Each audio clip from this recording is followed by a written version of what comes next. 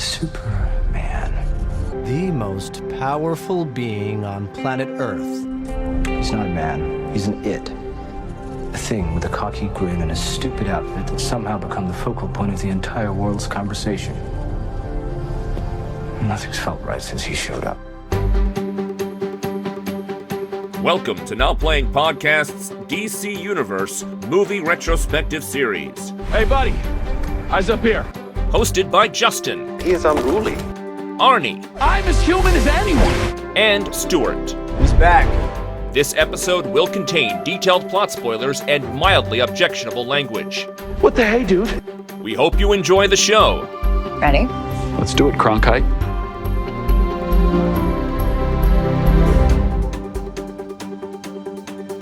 Today we're discussing Superman, starring David Corenswet, Rachel Brosnahan, Nicholas Hoult, Idai Gathegi, Anthony Kerrigan, Nathan Fillion, Isabella Merced, directed by James Gunn. This is Arnie, the now playing co-host who likes his kaiju steak medium rare. And Stuart. And this is Justin. And Stuart, what the hey, bro? What are you doing here?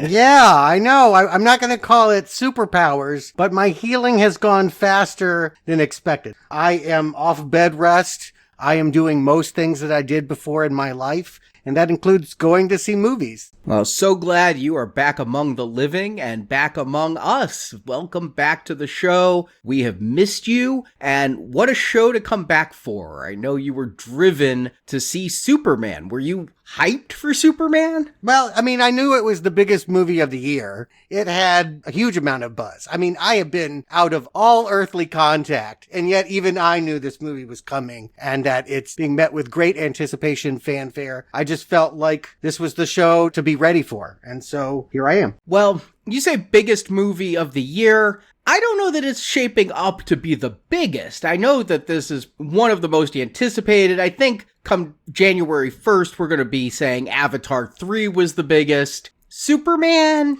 probably top 10. I mean, hype for now. Again, when I heard about all the movies that were coming in 2025, what seemed to have people's curiosity? Maybe it won't be their favorite. Maybe it won't gross the most. But what we can't know until we see it is, what does this new DC Films universe look like? How is James Gunn going to correct, reimagine, destroy what Zack Snyder started out? But pick your favorite verb there. But yeah, I feel like there is a lot of anticipation. And for me, the buzz translates into big. Well, it is the first part in what they're calling DCU Chapter 1. You know, Marvel has phases, so DC has chapters. And this chapter is called Gods and Monsters, which is actually a term they use in the opening scrawl of this film. And this Chapter 1 is going to be 5 television series and 6 movies that goes over 5 years or so. They say Gunn and Safran have an 8 to 10 year plan. And the original plan was Superman Legacy, as they were calling it, would be the first movie out of the gate. And this Superman feels like it's just been coming, like a goddamn meteorite in Armageddon or Deep Impact, because they announced this in 22. Here we are in 25. Because of James Gunn's big position and everything, it just feels like this movie's been a long time coming. Yeah, and to Stuart's point, the marketing behind it and the buzz for it has been going on for years. I remember seeing first cast shots, before they're in costumes, just standing on a back lot and kind of picking out people here and there. And, then you start seeing pictures of costume fittings. We got that tease with Cornsweat putting on a boot. There's been something every couple months about this coming Superman movie. And here we are, finally here in 2025. Not only that, but I think with the casting of this movie, there's still a lot of question marks. Cornsweat, Brosnahan, like the people that they got for this are not A-list Hollywood types that you normally see in this kind of production. Maybe Nicholas Hoult. He's done superhero before. But by and large, by keeping it with unknowns, it only builds the mystery of what is Gunn doing? What will this feel like? What will this Superman be? What's kind of strange about this is you would think that they would just start simple. we're just going to focus on the one dude and build out. But as I got closer to coming to see this movie, there's a super dog, there's Green Lantern, Hawk Girl, Supergirl. Like, it sounded like it was another Justice League movie. If you know you're building a universe, dump us in a universe. And I'll say right off the bat, I think that's Gunn's strength. Guardians of the Galaxy could have been really confusing. There's so many alien species in that, new planets. Despite being the 10th movie in the MCU, it was the first movie to establish space and establish all of that environment and characters, a variety of characters that would form a team, villains,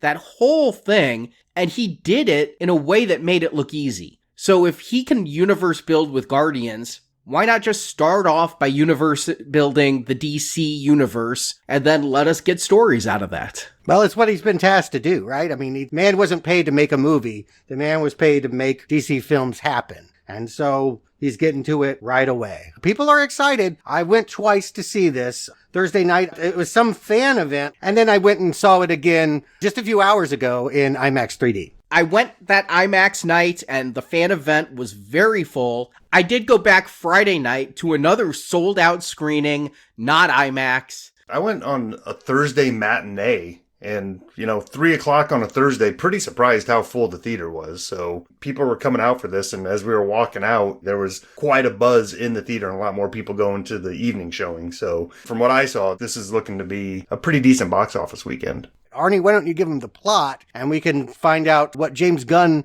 thinks is important about Superman. 30 years ago, a baby from a dying alien planet, Krypton, crash-landed in Smallville, Kansas. That kid grew up to be Clark Kent, a journalist who moonlights as Superman, played by David Corenswet. He's been publicly active for about 3 years now, based in Metropolis, Delaware. Yeah, I don't know why. Lois Lane has Delaware license plates. Some people love Superman. Others are a little concerned that the most powerful being on Earth is just a guy in a cape with no birth certificate. When the movie starts, Superman is wrecked. He stopped the fictional country Baravia from invading his neighbor Jarhanpur, and in retaliation, a flying armored super soldier calling himself the Hammer of Baravia flew into Metropolis and beat the hell out of Superman. For the first time ever, Superman bleeds. And his dog, yes, he has a super-powered CGI dog named Krypto, and no, it's not voiced by The Rock, drags him back to the hidden Fortress of Solitude in Antarctica, where alien robots patch him up. He heads back out, fights the Hammer a little more, but we find out it was all a trap set by Lex Luthor, a billionaire arms-dealing sociopath, played by Nicholas Hoult. He has two key enforcers, the Engineer, a nanotech-enhanced hacker and assassin, and super strong flying bad guy Ultraman. It was Ultraman in the suit pretending to be the Hammer of Baravia.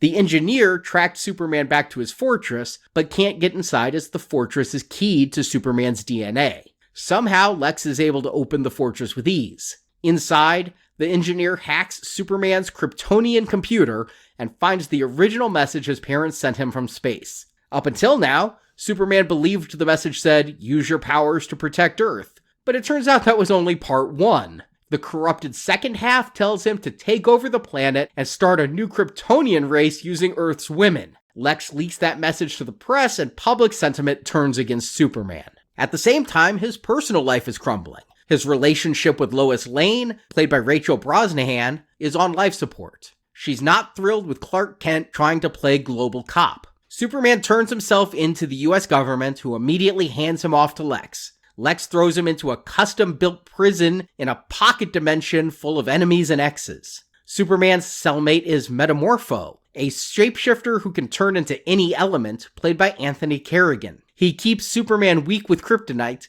but he's only doing it because Lex is keeping his baby son hostage. Superman makes Metamorpho a deal. They break out and save both Metamorpho's baby and Superman's dog from prison. Meanwhile, Lois went looking for backup. She goes to the Justice Gang, kind of a C-list version of the Justice League, with Green Lantern Guy Gardner, played by Nathan Fillion, Hawk Girl, played by Isabella Merced, and Mr. Terrific, played by Eddie Gathegi. Green Lantern and Hawk Girl don't want to get involved. Mr. Terrific does, and helps Superman navigate Lex's interdimensional portal network. Lois is also working with Jimmy Olsen, played by Skylar Gisondo. They get an unexpected assist from Lex's bored girlfriend Eve Tessmacher, played by Sarah Sampaio, who's developed a crush on Jimmy and sends him proof that Lex has been colluding with Baravia so he can rule the remnants of Jarhanpur. Superman recuperates on the Kent family farm. With Superman out of the way, Lex orders the president of Baravia to restart its invasion, and Lex rips open a new portal that's literally tearing Earth apart.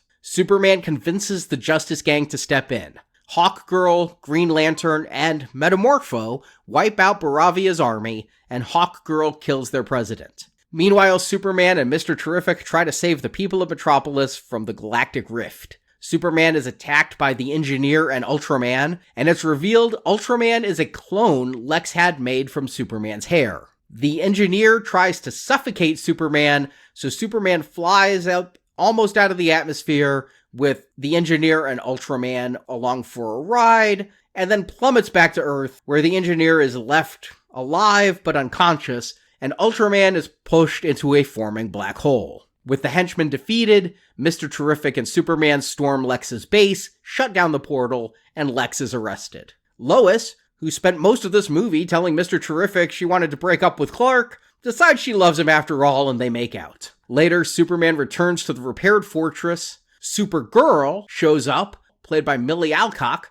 She'd been off partying in space and left her dog Krypto with him for safekeeping. She picks up the dog, thanks him for watching it, and the film ends with Superman and Mr. Terrific overlooking the damage to Metropolis as credits roll. As we get started, we get the John Williams sting. They have retained the score from the 1978 movie, Richard Donner. And throughout this movie, like the space credits are very much in the stylization. The Fortress of Solitude looks like the same disco party that it was from Richard Donner. To me, I take this as shorthand. We're not going to tell you the whole backstory. You saw that movie already. Take that as the reference point, and we're going from there. I feel the John Williams score is so iconic that there's no reason not to use it. The way James Bond has had several actors, but the da-da-da-da-da-da-da sticks around for every movie, that you could do that with these. You could reboot, but keep some anthemic score that is so tied to the character and bring it in. They did it in the trailer. They had a slow version in the trailer where it was like an electric guitar version of John Williams, and that starts off here too.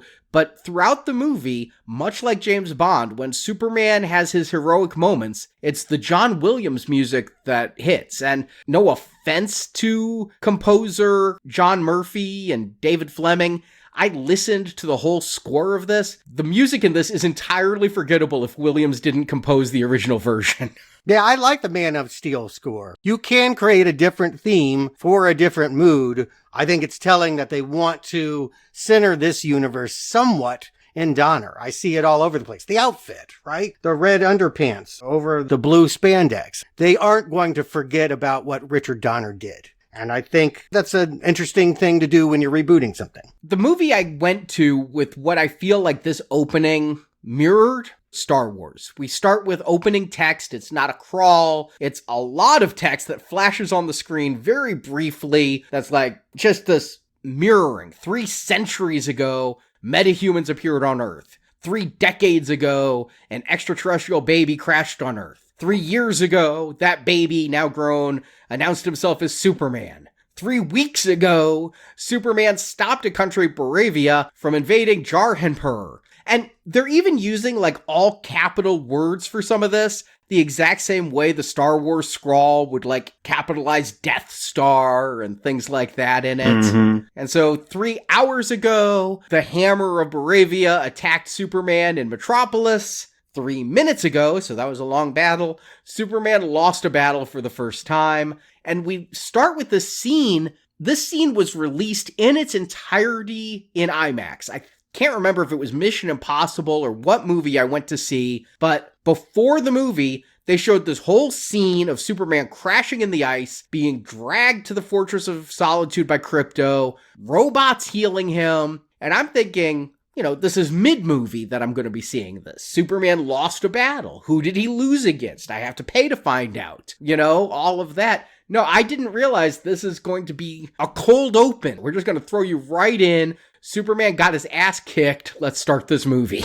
And that's everything, right? That's the conception of James Gunn of this Superman, is that he's vulnerable, that he's human, that the first thing we see is him wheezing and coughing up blood. That's the way he wants to introduce his Superman. Very much so, and show that he does draw his power from the sun, so we get a little bit of lore here. Like you said, Stuart, if you're a new kid here and you don't know much about Superman, you're starting to understand things about him immediately, just visually, without going into a whole bunch of exposition. And yet, I gotta say, if they hadn't already hit you over the head with there's the dog coming, how weird if you had just walked into this movie, oh, it's the new Superman, and 3 minutes in, a dog in a cape comes and bites the shit out of Superman. I mean, nobody would have been prepared for that. You had to tell people ahead of time, because otherwise they'd be like, what the hell has happened? Are we watching the right movie? I think this was a savvy move on Gunn's part, and I think it was a safe move because Marvel went there first. But if you look at the Superman films that have come before, they've all been grounded, right? The 70s one strange man in New York City. We'll call it Metropolis, but come on, it's New York City and New York City's ills and nuclear war scares. And then even Man of Steel, where we had metahumans, it was still just one man letting his father die with a tornado when he could have stopped that easily. Not gonna let that one go. And here, this is a comic book Superman. I watched some of the Superman animated series in the 90s, and it just shocked me. I'd forgotten being a kid watching Superman cartoons, where Lex Luthor wore the purple outfit and had all the giant robots and things. To make a comic booky Superman movie where he has the flying dog and has robot servants from Krypton, I mean, you're certainly setting yourself apart. Nobody's going to confuse this with any other Superman movie. Yep. I was almost grateful that I watched Super Pets. Almost. Because it at least let me know that Superman did have a dog named Krypto. I wouldn't have believed it otherwise. I would have said, what the hell am I watching here? Is this Marley and me? But here's the thing. I mean, the other thing about Gunn, and Guardians taught me this, is he loves the strange, right? The more obscure. Suicide Squad too, right? A polka dot man. That's the one that I want to feature, you know. Of course, if Superman had a dog way back in the 50s, let's drag that thing out, even though it makes no sense in 2025. I mean, he likes the eccentric. And I think this vision, again, if you're trying to reboot something, go a different route. We can definitely say that we are not in the Snyderverse, or really even Donner's verse, as much as they're doing the loving recalls of his vision and music. And Krypto, after jumping up and down on Superman a little bit, he finally drags him to the Fortress of Solitude.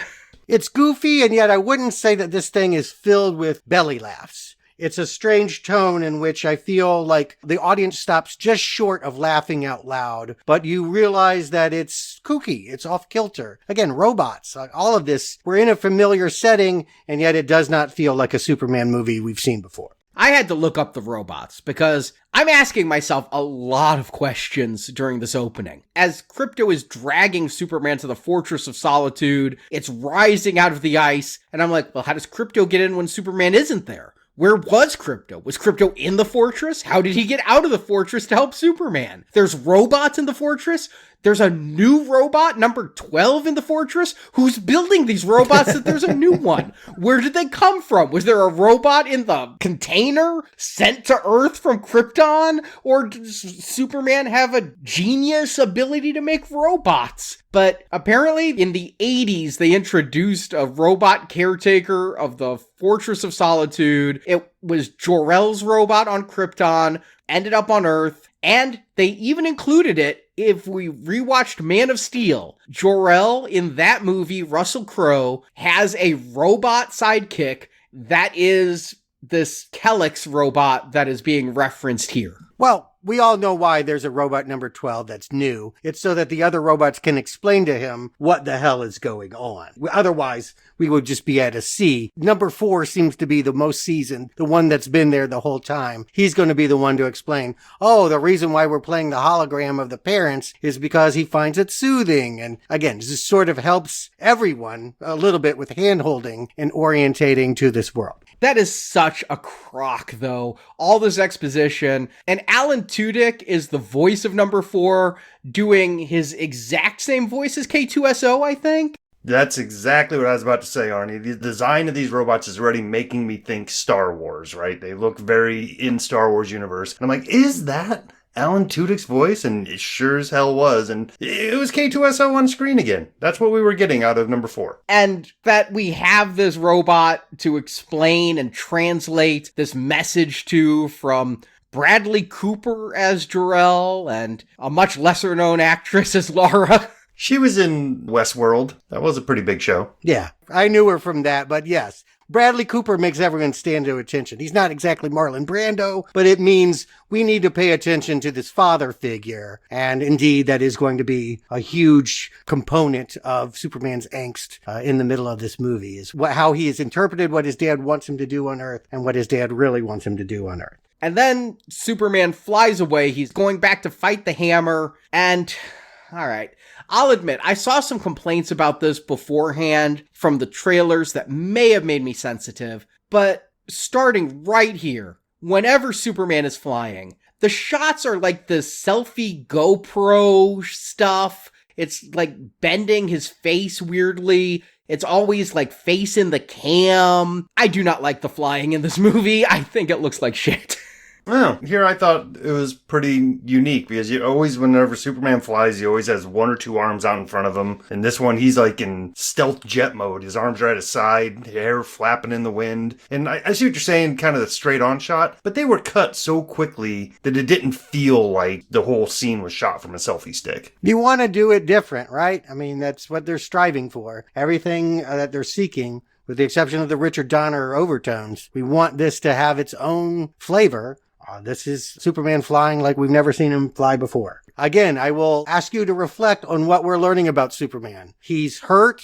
He's got a dog that's running his life. He's kind of a punchline. And I think it's interesting that Gunn holds up Superman's perfectionism in that way. It's part of the reason why we're to like him is because he is kind of this befuddling screw-up. We have a Lex Luthor who believes that brains can beat brawn and has studied Superman's moves so much that he can have a counterpoint, so named the Hammer of Baravia, anticipate and defeat Superman. He comes back to have his ass handed to him again, to be thrown down into the sidewalk. Lex's motivation is he doesn't like the way Superman's strength and invulnerability and perfection make humans look weak. That's going to be the big speech at the end. And yet, we're seeing a Superman for most of this movie who's getting his ass kicked and is beaten and loses at every time. It undermines Lex's motivation to have such a weak Superman.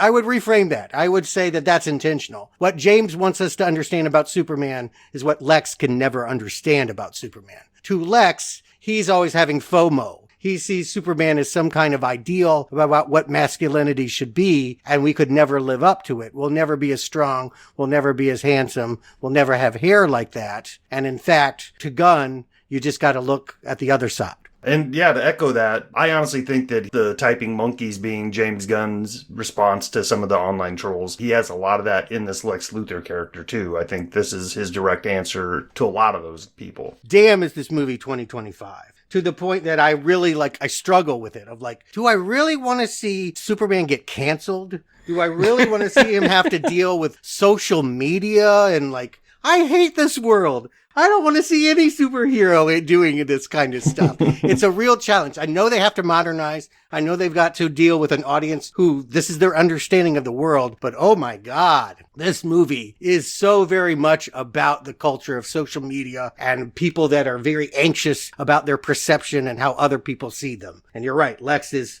as much a victim of that as anybody else in this film. Well, I mean, to that point, somewhat surprising that the Daily Planet is still a print newspaper in this world. Oh my God, right? Yeah, we got to get the story out, the headline on the newspaper. That is funny, right? They have to keep it. Come on, man. Maybe this is like the one leading light of print journalism that's still out there. I don't know.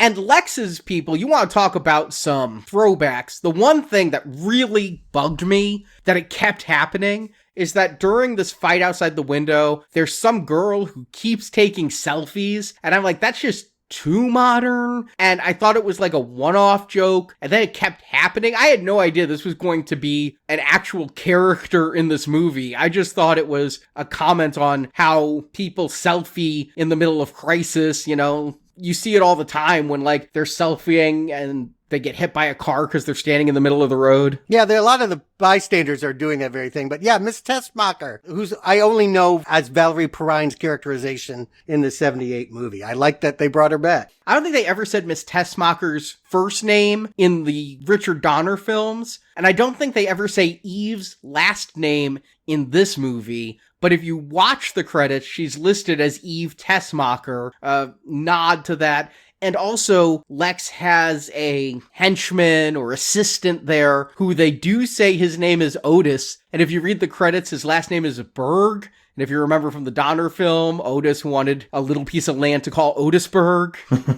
Ned Beatty, yeah, again, a very different characterization. But again, some callbacks to that. I don't see many callbacks to the Snyderverse, but they definitely assume, at least the older fans, have seen the classic first two Superman movies. But we've got a lot of people in this Lex's headquarters there shouting orders. I wondered if the Hammer of Baravia was a drone. The way Lex is shouting like A4, A4, if it was just a robot and they were remote controlling him. Yeah, it's a mystery of this movie that he'll end up coming through a portal that's at this military outpost on the beach and winds his way back to LexCorp. But even when he removes his helmet, there's another like stocking on his head. So we are to ask the question, who is this Ultraman? Which again, you say Ultraman, I'm thinking the Japanese character from my childhood, but yeah, whatever. Sure. But it's Luthor Corp in this. LexCorp has been around in, I think, the Donner films. Here it's Luthor Corp.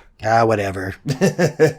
Same diff to me. But yeah, we get a look at Ultraman here, and he looks like Black Noir from The Boys. I mean, almost the exact same getup. And going into this movie, I know some people were guessing who this was, and a lot of people did guess that it was Superman under there and a clone, but whatever. It still plays well at this point in the movie. And I'll say when we finally get to the reveal, I wasn't shocked, but I think it was the right time to reveal it. And I think most audiences would be surprised by this. I did not figure out that that was going to be a clone. And it's because of The Boys. Because he looked so much like Black Noir. I'm like, well, that's just an outfit. That's just something a bad guy would wear.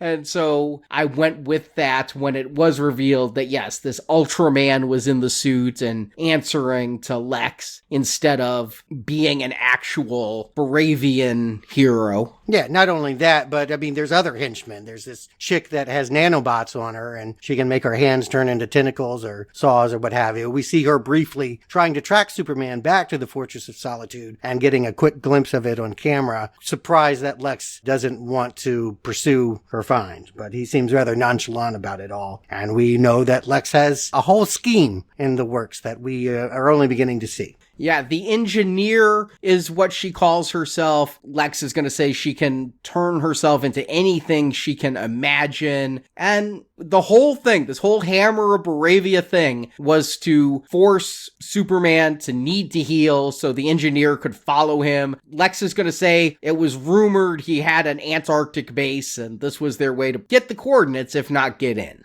Right. Let's just get into it a little bit to help people out. Lex is next seen at the Pentagon trying to sell this whole team as Planet Watch, some kind of defense system that mortals need to sign on to so that they can be protected from metahumans. That Superman is the threat. And it sounds like the brass more or less agree with them, but one, worry about his popularity on social media, and two, think that Lex is just trying to stack his own pockets because where he wants to put his money is in a country that he's exclusively providing the weapons for. Yeah, I didn't know Luthor Corp was a weapons manufacturer, but they say he's selling weapons to Baravia. We've got a stacked cast in this Pentagon scene. We've got Director Crowley, who was in the Suicide Squad as the aide to Amanda Waller. You've got General Flagg Sr. here by Frank Grillo. This is the father of Rick Flag from the 2 Suicide Squad movies. And yeah, Frank Grillo does play this character in that cartoon Creature Commandos and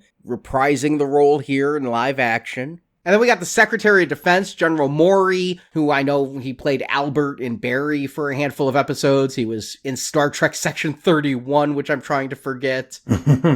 He doesn't go along with Lex. He's like, the optics. Superman is popular. Yeah, we get a little mini Civil War beat almost going on here, right? This is remnant of the Sokovian Accords. Absolutely. This is not new territory. Even though this might have a different vibe, talking about whether superheroes should interfere in real-world politics and wars is well-trod ground at this point. And that part, maybe even a little bit of a snooze. But luckily, it's not something that they hammer home too much. It seems to be just another cog in Lex's ultimate plan, really. This isn't going to become a theme of the movie, which I was glad to find out that we weren't going to anchor all of it on this. Yeah. We're expected to believe that Lex really wants this invasion to happen of this imaginary country, when in fact his real plan is to humiliate and destroy Superman, who is, yes, the Superman that we know is moonlighting as a reporter by day, Clark Kent from Kansas, humiliated as being a rube by his co-workers. Yes. The shot, it was also in the trailer of Clark going to the Daily Planet.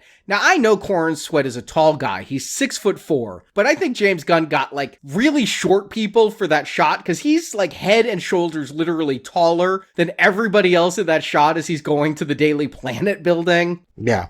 Nobody knows Clark's secret except Lois, who is doing sort of play acting here of ribbing her boyfriend. No one's to know, but they've been dating for 3 months. Again, 3 is everything, right? It said that 3 years ago and 3 weeks ago in that opening scrawl, they didn't put 3 months ago in the opening scrawl. We find out here what happened 3 months ago was their first date. And the way that scene plays, I didn't know she knew. I didn't know they were dating coming into this. And they have this character there of Kat, who I knew from the Lois and Clark TV series. She was actually from the comics, but I knew her from that series. She was introduced in the comics and that series as a rival for Lois for Clark's affection. So I thought by having her there, we might be setting up this relationship when Clark is saying he had an interview with Superman and Lois is like, that's convenient. I thought she didn't know. So when they reveal, oh, she did know, that's a nice little twist of the way they played that scene. It's like the second time you watch that scene, you're able to understand it from a different angle. Yeah, office romances. Never a good idea. And we see that she has a lot of reservations about it. And yet there's a physical attraction and maybe something more there too. But I do believe once we get into the moment where he's cooking her breakfast for dinner and she talks him into an interview, we see that she does have some real concerns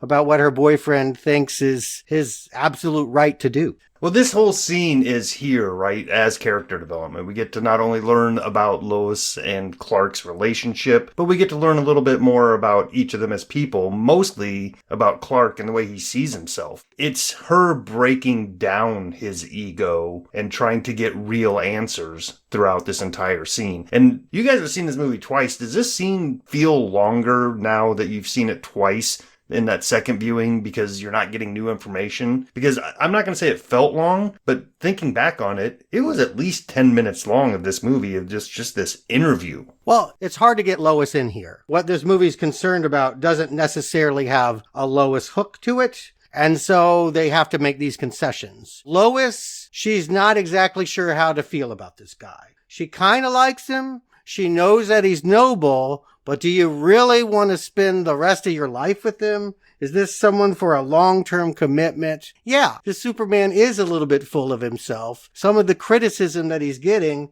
is on point. And I think James Gunn, again, is loving the idea of stripping away the perfectionism and the idealism behind this iconic character. You know, you watch the Donner movie and it's like, oh, it's Jesus Christ in a cape. You watch this one and you're like, this guy has a whole lot to learn. He's a big old kid that is so full of himself that he still doesn't really figure out the world. She just comes at the world from a different vantage point. She will identify herself as punk rock, and she will look at him as very naive. And, you know, he always sees beauty and friendship and trusts people. And she's always cynical about motivation and challenges and questions and deconstructs. And that's what she's doing to this relationship. I mean, she'll say later that she's already thinking maybe we should be breaking up, that she has some long-standing cynicism that she's not meant for relationships and that this guy is not the right fit for her. And this scene, certainly the way that it ends, would lead you to believe that that's the way it's going to go. It does, especially the fact that Gunn holds a beat. Is Clark's like, I'm done, I'm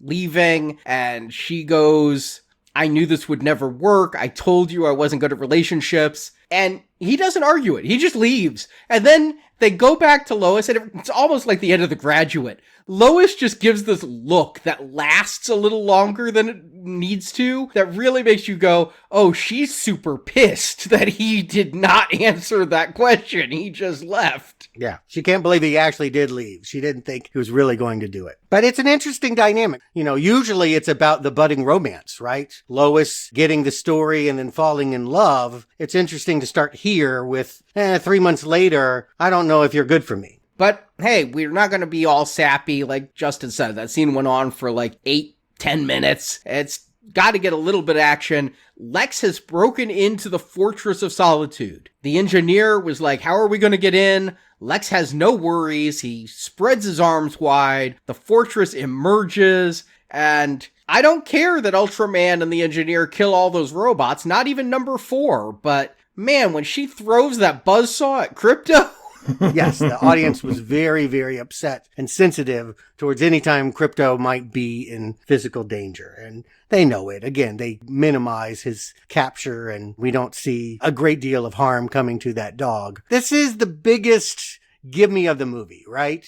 It's so convenient that they just happened to stumble on some footage that stopped right at the moment when Jor-El was about to reveal that Kryptonians are bastards, right? Yeah, I mean, if not for finding this and being able to fix this corrupted data that Superman's never seen, what was Lex's plan? Was he just going to go ruin the place? Right. He says that he was going to find a way or a reason to kill Superman, and instead his parents just gave him one. He got exactly what he wanted, but he didn't think it would be this easy. And it probably shouldn't have been. But this is certainly an interesting and new ripple. The idea that Kryptonians think of us as easily manipulated and that they thought their son would flourish here and create harems. A very interesting new take, a new direction that I imagine might piss off some ardent fans of the classic character. In the movie's logic, you know, this news hits the channels pretty quickly. And just as convenient as him finding this, I feel like it's somewhat of a convenient plot device for the entire planet to turn against Superman so quickly. Okay, this is all because of James Gunn, right? This is all because of what happened to him. And he was telling a very personal story about what it feels like to feel flamed. I get that, and yet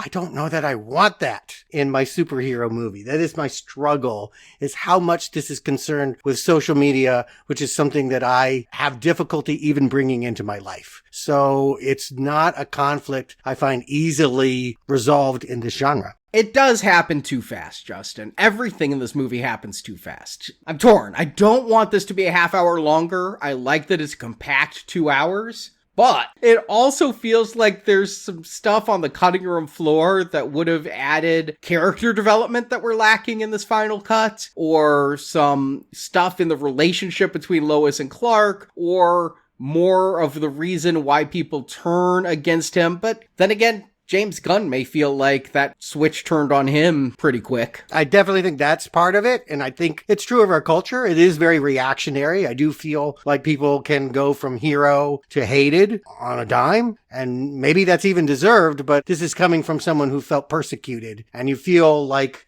so much of the rest of this movie is about that. And how interesting that Superman, through much of this movie, doesn't do much that is heroic. He is a victim, and he is wounded and destroyed and torn down by those around him. It is a story about how we treat people that try to do good, rather than the story of a do-gooder superhero. Which is weird, because when you go back to James Gunn and his story, he did tweet the things that were dug up, and what he comes out with is a very honest response. He says, I said those things. I was trying to be edgy and humorous, and not all of it was funny, and I was a lot younger, and I am changing, and I am a growing person, and I am a person who is still learning who I am and all of this, but I'm a different person now than the person who posted that. And that's the kind of thing that I feel should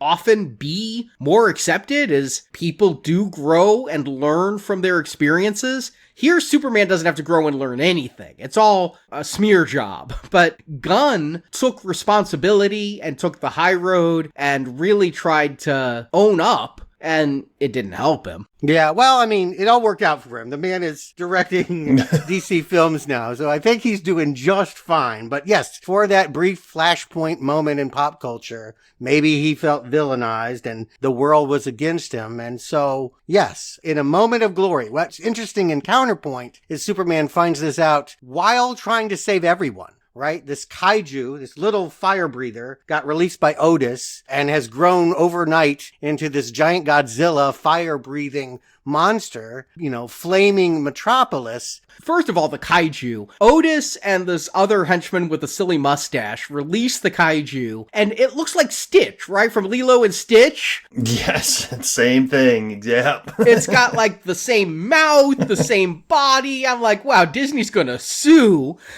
And then it turns into this Godzilla. And he's not only trying to save the people under its feet, like squirrels, old ladies, you name it. Dogs. Yeah, everybody. But he's also worried about the monster. I couldn't believe the squirrel. I really couldn't believe the squirrel. And when, he punches the kaiju, but then flies behind it to make sure it doesn't fall into a building. I'm like, wow, is this an overcorrection from Snyder, where people said, oh, Superman didn't save anyone, Superman killed people, Superman allowed the destruction of a city. Here, Superman saves a squirrel, a little girl, a Jack Russell Terrier. It's a punchline. Again, to James Gunn, Superman is a joke. Like, you mock the idea that you can't save everybody, but I think this guy thinks he can. He's got it in his head that absolutely everything from the little mosquito to the giant monster needs to be preserved, and in fact is trying to keep this creature alive so he can be taken off world and studied somewhere. And that, of course, becomes its own punchline when we have the other superheroes in this movie fly in.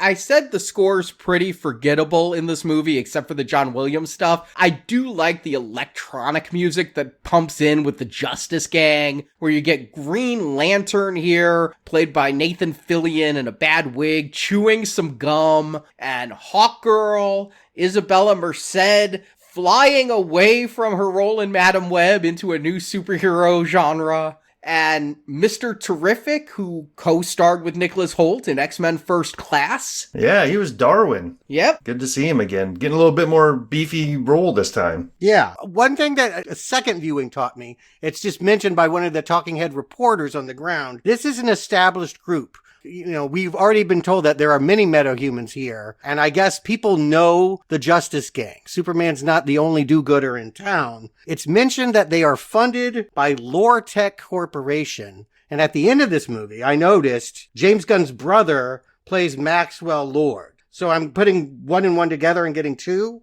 that this is some kind of rival to Lex that they'll expand upon later. Yeah, if you recall, Maxwell Lord was played by Pedro Pascal in Wonder Woman 84. I would never recall that. Mm-hmm. I recall nothing about that. But yes, he is another businessman rival. And you said a reporter talks about the Justice Gang. That is actual ABC News correspondent Will Reeve son of Christopher Reeve, who is the reporter introducing the Justice Gang in a bit of a cameo here. No doubt there are Easter eggs everywhere that I am just totally missing. But I caught that. I prided myself in being like, lore tech, what does this mean? I wrote it down. And so, yes, I guess it seems like James Gunn is setting up his brother for bigger things in the sequel. And I was a little nervous about having the Justice Gang in this movie. Is it too much, especially having a Green Lantern, which has not gone well historically on screen?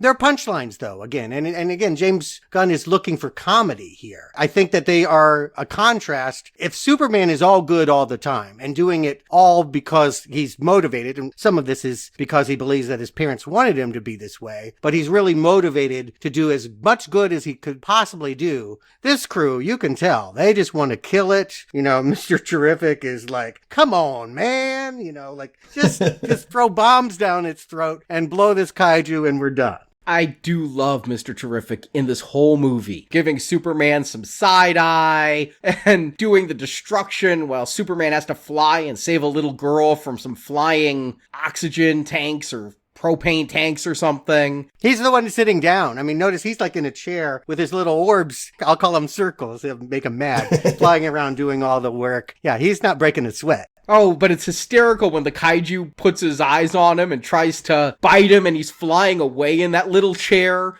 and Green Lantern has to put a muzzle on him and then it's Mr. Terrific who's like, go for the eyes! And I'm laughing during this where Hawkgirl is getting blinked to death at Green Lantern. Oh, this creeped me out. When the eye, like Clockwork Orange eye spreader that then just kept poking him in the eyeball. They did that in Suicide Squad too, right? There's a whole pop the eyeball thing. I think he knows, Arnie. I think he knows that that's a visual nails on the chalkboard for many people. We get the only use of X-ray vision in the movie when Mr. Terrific throws some stuff down the kaiju's throat and Superman watches the bombs go off. And in the middle of this fight, there is the strangest damn edit in this whole movie. Mid-fight, we cut to the Daily Planet. The kaiju fight is on TV. Kat and Lois are there gossiping, and Kat is saying something like, you could spend $2,000 on concert tickets, but can't buy something. And then Kat's like, what about the guy you're dating? You said you weren't sure about him? And Lois is like, yeah, he's strange. And then we go back to the fight. It's like, that was the only place the editor could find to put this scene in the entire movie. Well, like I said, Lois struggles to get in here. And I think it's a comedic thing. The joke is, these are the reporters, and they're not even paying attention to a giant monster that's just outside their window. Yeah, it's world building because we'll get a scene similar to this a little later on where Superman is talking to Lois, having a very serious conversation, and in the background, the Justice Gang is fighting what looks like a world-ending eyeball, but Superman's not even concerned with it. Yeah, there's a lot of this. Maybe too much of this? Is this movie too goofy? Would it be nice to take Superman a little more serious? I would say this. It either needs to do a lot more of the goofy or not try for the heart stuff that it goes for at the end. I think where the movie gets tripped up is when it actually tries to speak to Superman's inner pain, which is happening here. He is finding out that his dad is an asshole and that his dad wants him to do bad here on Earth and enslave people. And this is not fake footage. They didn't end up retconning this at the end or implying that the Kryptonians were manipulated by Lex. We are walking away understanding that Krypton, as a planet, was full of people that are okay with invasion and taking over of other cultures. I know Lex is talking to Michael Ian Black, and he says 28 of the world's top linguists have confirmed this translation, and 30 of the top forensic computer techs have confirmed the validity of the footage. What frickin' computer tech can look at an alien video file and check a checksum? You can't do that. I know this movie tells us this isn't fake footage, but even Mr. Terrific comes in, I know those computer techs. They wouldn't say it's real if they weren't absolutely sure. I'm like, bullshit! I've read some rumors. This could all be a Brainiac plot coming out in the sequel or something. If they retcon that wasn't actually the message, I would not be surprised. It's a little too convenient to just go, Earth experts say it's real. Well, there's one other clue, and that is when the engineer first taps into the systems, she gets nanobots technology and they all slither inside the console in the Fortress of Solitude. Her eyes get big. Like when she's playing the footage, she's like, ooh, this is juicy. So I don't believe that they doctored it. I think the movie is asking us. Now, you're right. They may change it. This may be an unpopular thing that gets traded out. But I think we are to understand this is the story of someone who finds out that what he thought his purpose in life to be is corrupt and awful. And he has to realize that he defines his own destiny, that he cannot look to his parents. It's very similar, quite frankly, to the role of Ego in Guardians of the Galaxy 2. This feels like an important theme for Gunn. Right. And what we said earlier, especially with, James Gunn talking about the casting of this character, it feels like a lot of these lessons would be better suited to a younger Superman. A Superman who's just becoming a young adult, 17 to 20 or something. For a guy who's in his mid-30s, this almost feels like, yeah, you should have dealt with some of this stuff before now. I think he is 30, but your point taken. All right, here's where I think I'll tackle this. David Corenswet is not a great Superman. He just is a okay Superman. He's fine enough, man. He gives enough blandness that he can sort of play straight while everyone else around him is being goofy. But my go-to reference with him, the way Gunn wrote this, was the movie Hot Fuzz, where you have Simon Pegg as the straight-laced, I'm going to follow every rule and memorize the rule book cop, but it's a joke because he's so straight-laced and everybody around him is goofy. And here, Corenswet isn't playing it straight enough to be like a Leslie Nielsen Naked Gun kind of joke, but he's also not playing it emotional enough where I feel anything he's going through is real. I'm not clicking with Superman. I'm loving the supporting cast. I'm loving it when Nathan Fillion gets up in him and is like, make a move, Big Blue. I'm loving him. Mr. Terrific is so terrific. I just can't get enough of him on screen. Corenswet? More like Cold Sweat. I feel like Corenswet is doing exactly what he was asked to do. And unfortunately, despite the title, this is not a movie about Superman. This is a movie about the way we feel about people that try to be Superman. And so, yes, the supporting characters are all more interesting. They're the ones that we relate to. This guy, I see it in the performance. He's just aggravated. Again, big kid. You say he should have known by age 30 some of these things, but he is still, I think, developmentally speaking, a teenager. He acts like it. Breakfast for dinner feels like a meal that I would have made at 18. I do think that we aren't to think of this guy as a 30-year-old, but as a big kid who is going to learn that the pedestal he put his parents on, his biological parents, is not correct, and that he doesn't have to follow in the footsteps that they laid for him. That's the movie. It's almost like the emotional flip side of the coin to the Shazam movie. Because Superman already understands his powers for the most part, and he's not learning that. He's learning some things that he should have learned when he was younger. Shazam's the opposite. He's a young guy who's just trying to figure out his body and powers as Shazam. Mm-hmm. And I'm not wrong, right? Kurt Russell was like a Lothario that bedded a whole lot of women and seeded the whole universe. And I feel like he's already done this movie. So the fact that we've got to make this Superman story, because Bradley Cooper will not be in the rest of this movie, we cannot know for sure whether this bad reputation is a trick or not. But I take the movie at face value. That Kryptonians are bad, and maybe that's a tease for the sequel. Maybe that's what Supergirl will have to deal with, some kind of Zod-like figure. And it's never been done before. I remember Smallville made Jor-El an evil figure too, or a manipulative figure, and, it was Superman's destiny was not to be kind, so it's not like this is unexplored ground. But yeah, this causes Hawkgirl to ask, where would Lex have gotten that message? Superman runs back to the fortress, has a moment with dying number 4, and where's the dog? Breaks into Lex's office. Where's the dog? Yeah, and this is the first time these characters meet, and man, Superman has really lost control here. He's raging, and you almost feel like he might kill Lex Luthor here. He is that much out of control with rage. And again, brains versus brawn, Lex is winning because Miss Tessbacher is there taking the selfie, and it's all going to end up being, everyone judging. You know, it just further cements this idea. You say it happens fast, but all it takes is a couple clips, and people do make snap judgments about people's character. I think it makes sense that the world has turned on Superman. Well, not only the world, but the authorities have given Lex the ability and the rights to arrest Superman. Mm-hmm. And he's going to turn himself in for the dog. A dog that he, by his own admission, isn't very good or loyal to him, but is in need, is scared and lonely, and he identifies with that. And again, this is a do-gooder at heart. Who he is in his soul is someone that will always stand up for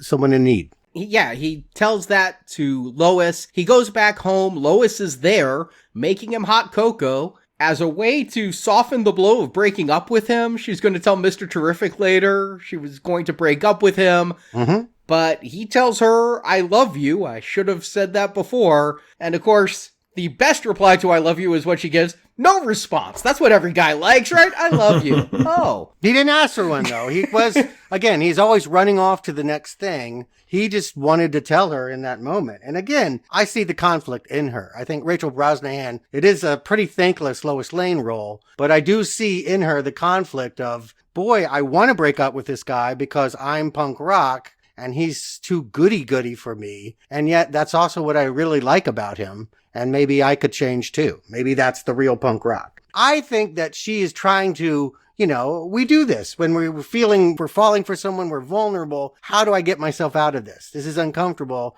I gotta break up. She doesn't want to break up with Superman. She knows that this is a good thing, but she's trying her damnedest to self-defeat. She doesn't believe she's worthy of it. And again, it's the character deserves more of a story than she's given. She's going to kind of bring the other superhero characters together in Act 2. But for what she does, I think Rachel is a pretty good Lois Lane. I just feel she's an underwritten character.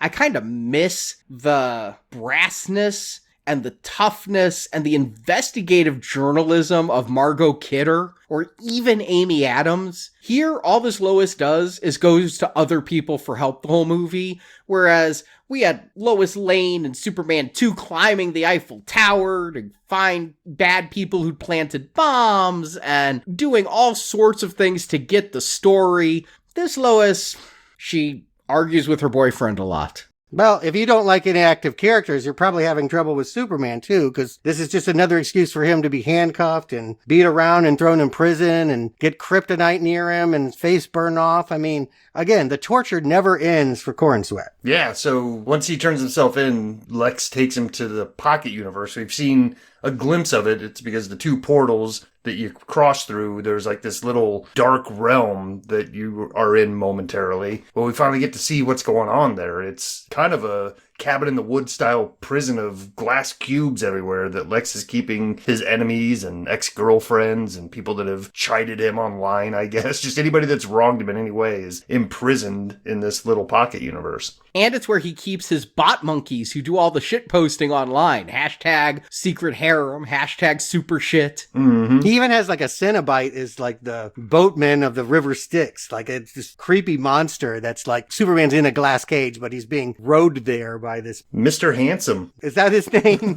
I was like, this doesn't feel like from this movie, but okay. Feels like a horror movie I would have watched. I love the pettiness of Lex, that he does have an ex who wrote a blog post about him in there, and we get a guy with 3 names. I know him as Metamorpho. Lex introduces him as the Element Man, but his name is Rex. This is all new to me. I don't know anything. Have I ever seen any media with this character in it before? This feels new to definitely live action movies. There may have been some cartoons in the past that Metamorpho showed up in, but this is his big screen debut. He was in Teen Titans Go to the Movies briefly.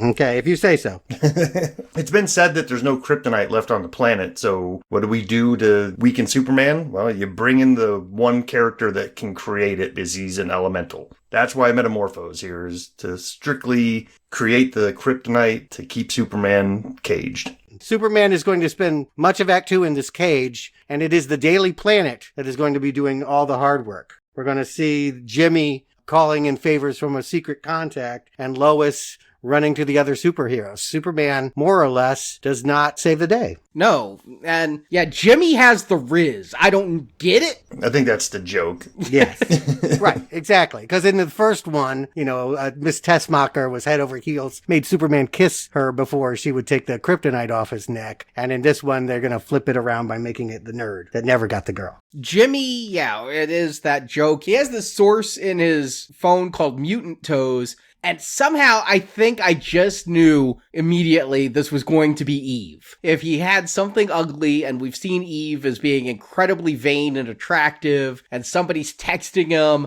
and we don't know who it is, and it's wanna meet up, and all of this, that when he then gets a text from this person to tell Lois that Superman's in a pocket dimension, which gets her to write the headline, U.S. defies Geneva Conventions by holding Superman in a pocket universe. I think Eve is turning on Lex. I don't know that I figured it out or even spent that much time thinking about Miss Tessmacher or Jimmy, but you're trying to do something different. Jimmy can't be the one crushing on Lois. It plays as strange, right, though? I felt like the audience didn't quite understand that his reaction would be to be so repulsed by her. The way we're to take it is she's Lex's girlfriend because she's all image and there's nothing there and she's so needy. Lex can never be there for her because he's off trying to conquer the world and be king. And so it just leaves her taking photos of herself lonely. And so maybe what she likes about Jimmy is that he showed interest in her and now she wants to dominate his time all the time. That is supposed to be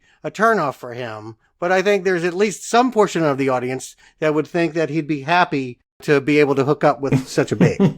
They needed to land a punchline with this whole Jimmy thing at some point. Like, show us at the end the girl that he actually is into, or whoever he is into, and make it against type of what you would be thinking. And I think it's James Gunn's theme always that perfect-looking people are annoying. Again, Superman is a punchline. This woman is someone that you'd not want to spend any time with, even though you might want to look at her feeds as some kind of thirst trap. She's not a human being you want to be with. You want to be with the strange ones. You want to be with the weird ones. You want the dog that rips up your house. You don't want to live in a seemingly perfect presentation. And it's funny because, yeah, this actress, Sarah Sampaio, playing Eve, is a Victoria's Secret model. So there you go. Exactly. Someone that would know quite a bit about being objectified and being reduced to an image. And here, that's her resentment, is that he's pressing her for details about Lex, and she's just wanting all of his time and full attention. She's terribly lonely. And, yeah, for some reason, insecure about her toes. She's, a 10 anywhere else. We never do see evidence of her toes, whether it's all in her mind or whether they do look like, shrimp? Shrimp cocktail spilled on the floor. I laughed out loud at that image because I imagine, are the toes the head of the shrimp or the tail of the shrimp? It just is a great image. It also made me think of Beetlejuice when the shrimp grabbed everybody's face to have those for feet. Yeah. But she will eventually, just to jump ahead a little bit, all her selfies do have a meaning. She will, when Lex is too cruel, her final revenge is to send all of this to Jimmy. And it will be a big portion of the way they take him down. She does that. The final straw is he gets abusive. He throws things at her. He hits her with, I think, a piece of a broken coffee mug or something. So there is a limit to how much she'll take. She tells Jimmy she hasn't left Lex because she knows all Lex's exes. They don't live in Texas. They live in a prison in a pocket universe. Meanwhile, at the Hall of Justice, Lois, my least favorite character, goes to my most favorite character, Mr. Terrific, for help. And Lois is there, again, thinking about, this guy is your friend. And Superman, again, he's not exactly a member of the Justice Gang. I think it's put as, we're all from both of the same cloth. No, we're of the cloth, like priests. Yeah. Right, yeah. They should be good friends. But again, the social media thing. We can't risk how that looks for us. If we stand up for him, then we get blowback from the government, from Lex, and so we're just going to let the guy fall. And I guess a lot of people can relate to that kind of loneliness when you're ostracized, when you have been scandalized, fairly or unfairly. Nobody wants to touch you. If I want to be doing this film a favor, I don't get it from the performance, but I wonder if Lois sees herself in Guy Gardner here, Green Lantern, because when she was interviewing Superman earlier, Superman said the Baravians were not there to liberate the people. And off record, he said, you know that. She goes, well, I think you're right, but I don't know. Well, here we get Guy Gardner going, is Superman here to take over the world? I don't know. Probably not. Yeah. And that's, very similar reaction to what Lois had earlier. And Guy just thinks the risk isn't worth a beef with the U.S. government. I think what we're learning here, and I think it's not very well underlined, and maybe some stuff was cut, but this Justice Gang, they're just corporate stooges, honestly. Like, they're in uniforms that match. They have this brand new Justice Hall that's pretty much empty and still being built. They're just there for the job, really. I don't get the sense, especially with Guy Gardner, that he's in it for any type of humanity saving. He seems like he's there for a paycheck. I don't know, because he does mention when he's talking to Superman after the news came out, he's like, you're the threat the Green Lanterns sent me here to protect Earth from. I do think in the end, Green Lantern does want to protect Earth, but I also think he's just not overly heroic about it and very self-interested and worried about optics, like very concerned about what the name of the group is. So, well, I know what a Green Lantern is, I've seen the movie and the cartoons, and I know what a Hawk Girl does, and also just a nod to Isabella Merced, who I really like. She's not given much to do, but the little bit of attitude she puts in each line makes me be like, if they did a Hawk Person movie, I'd be good to see her in it. But Mr. Terrific, I've never heard of, I've never read a comic of him,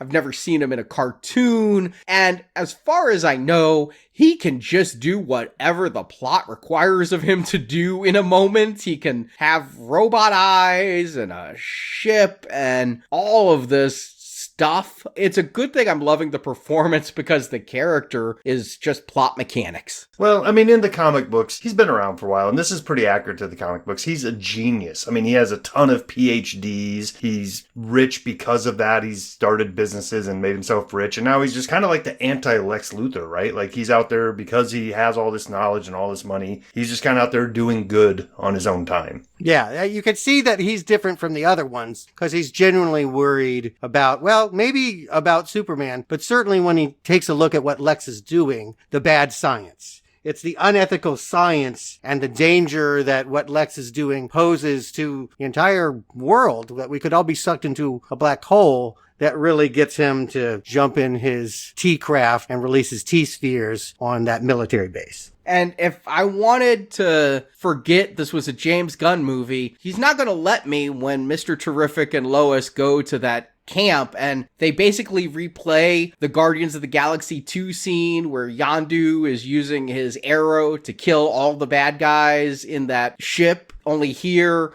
it's Mr. Terrific using his T-spheres to fight off everybody while ironic music plays, just like in Guardians 2. And in Guardians 3, when they're fighting through the hallway. I mean, it's James Gunn's signature. I mean, I'm glad to see it here. It reminds me of why I'm sitting in a James Gunn movie. Yeah, it sounds like, Arnie, you don't want James Gunn to be here. I don't want James Gunn to rely on things like a crutch and just do his greatest hits again and again. I feel like the James Gunn of Super, of Slither, and of Guardians of the Galaxy 1 are three different James Gunns with similar sensibilities, but different implementations. And here, I feel like he's a nostalgia act. I just saw Def Leppard in concert. Guess what? They didn't play the new stuff. And I feel like James Gunn isn't playing the new stuff. Well, as someone that is not in love with his work and some of those movies that you mentioned, I definitely don't adore a lot of what he attempts here. But I know what to expect by this point. I think that it's helpful to have a signature. I mean, all directors usually do have certain camera tricks or certain things that they do, certain actors they work with, so that you know that they're the ones behind the camera. I'm just a little surprised to see you so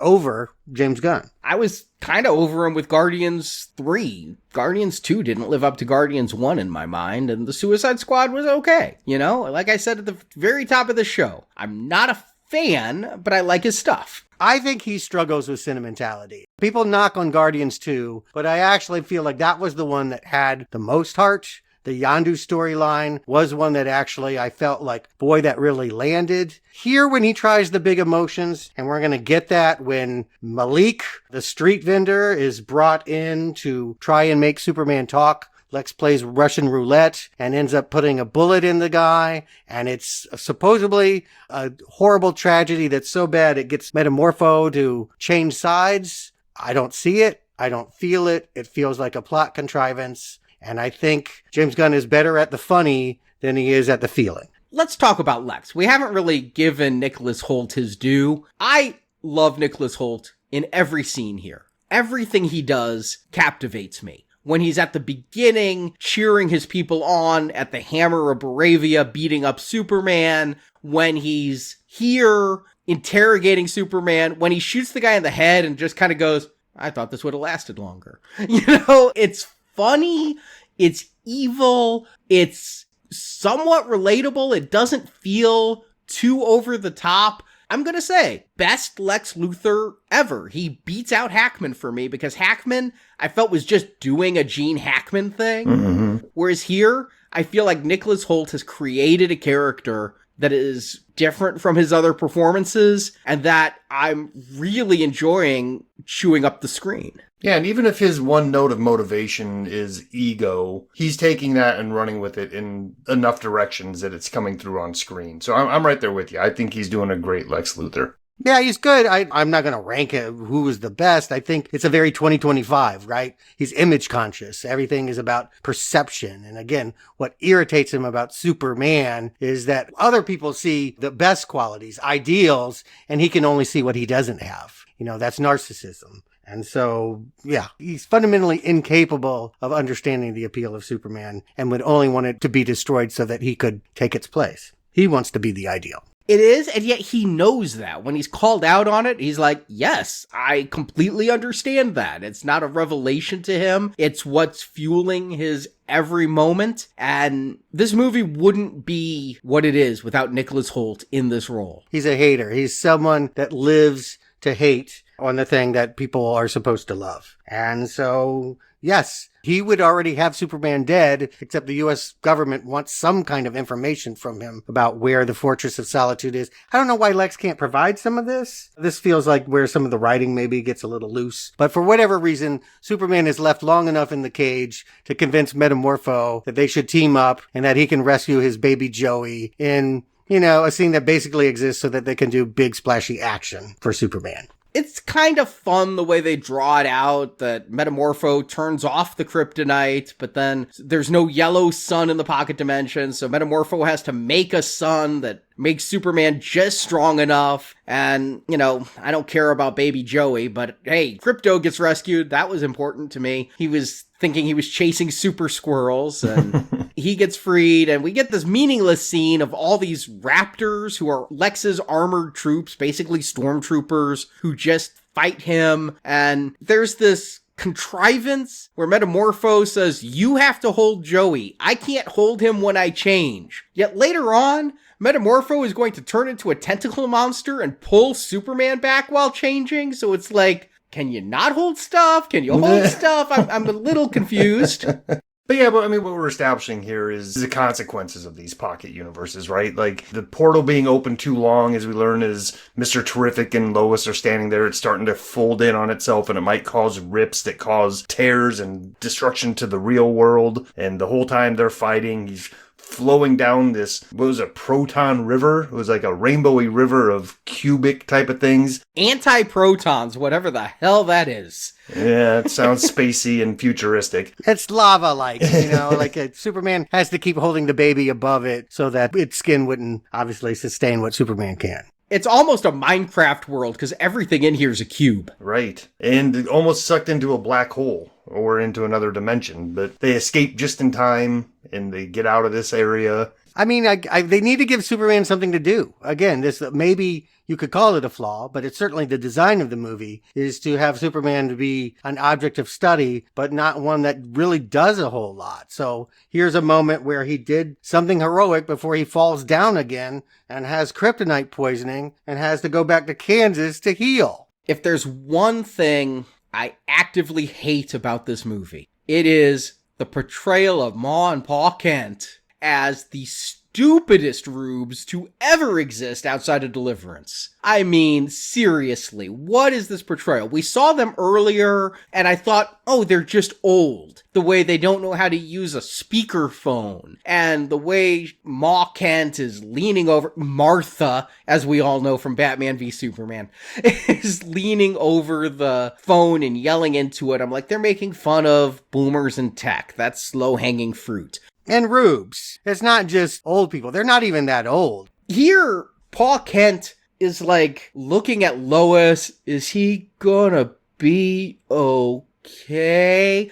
How stupid are these people supposed to be? I think you're supposed to find this simple and charming. Again, I don't like this scene. But the scene where he comes up and tries to explain how Clark doesn't have to follow in the destiny of Jor-El, that he can be his own guide and has his own moral compass, all of that stuff, you don't put that all in the speech. You want people to come to that understanding. You find a more clever way, usually not through dialogue, for them to understand that so it doesn't feel so on the nose, so heavy-handed. But this scene, the way it's played, everything about it, it just emotionally, it feels false. And that's what I mean about James Gunn. He's more funny than he is feeling. It really bugs me because, yeah, during that cereal eating outside scene, and we see Pa can't even remember Lois's name. That's how bad a brain he has in there, even though she was at his house overnight and talking to him about his son's condition, but he thinks she's named Lola or something because he's more focused on the burritos that they had for dinner. It is so aggravating.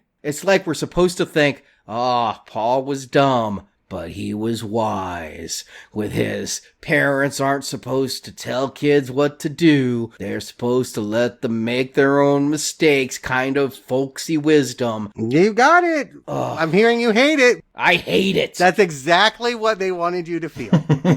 Hey, listen, I live in Nebraska. I have family that lives in smaller towns. And while this performance is a little over the top, it's not as far over the top as Arnie's making it out to be.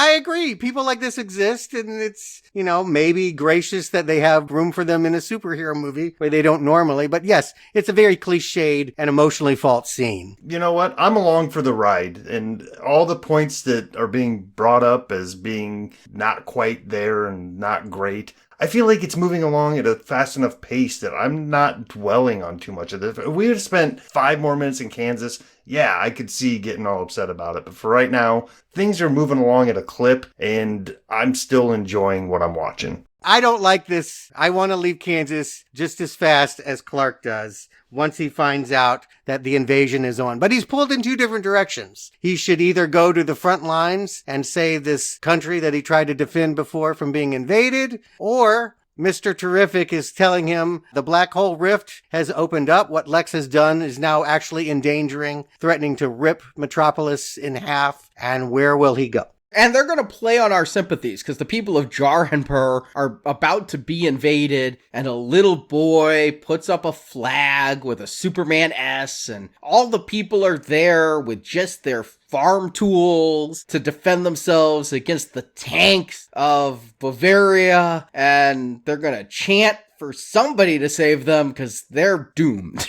And I like this stuff. I really do. I like that as far as ends go, the fact that Lex is intentionally trying to draw Superman away from Jarhanpur and doing this rift that he knows he can turn off anytime he wants, but he's not going to here, and that Mr. Terrific needs help even though they've issued an evacuation order, and everybody's getting saved. An old lady has her turtles. Everybody's going to get out of Metropolis. We're not going to be able to say this movie has a high body count. Always a criticism. I distinctly remember Man of Steel, that being a huge bone of contention. Almost an overcorrection to a point, right? Like, everybody's out of the way. I think it's a joke. I think that's James Gunn laughing, like, okay, you want him this way, he's saving squirrels. And I think we're invited to laugh at this Superman. But the action is decent as he is saving people and going through with Mr. Terrific, trying to minimize the damage of the rift. Tell me what happens to Angela. Like this engineer character that they've had through all of this, she has this moment where Mr. Terrific gets taken down and they're in a baseball field and it's 2 against 1. Where I loved when he used her as a whip. I thought that was fun. Ultraman and Engineer are going to cover Superman in nanobots and he won't live because it's in his lungs. And how does he get it off? What happens to this character? He just flies up into space and they splat down and then she's gone. She's out of the picture. Okay, so much about this scene.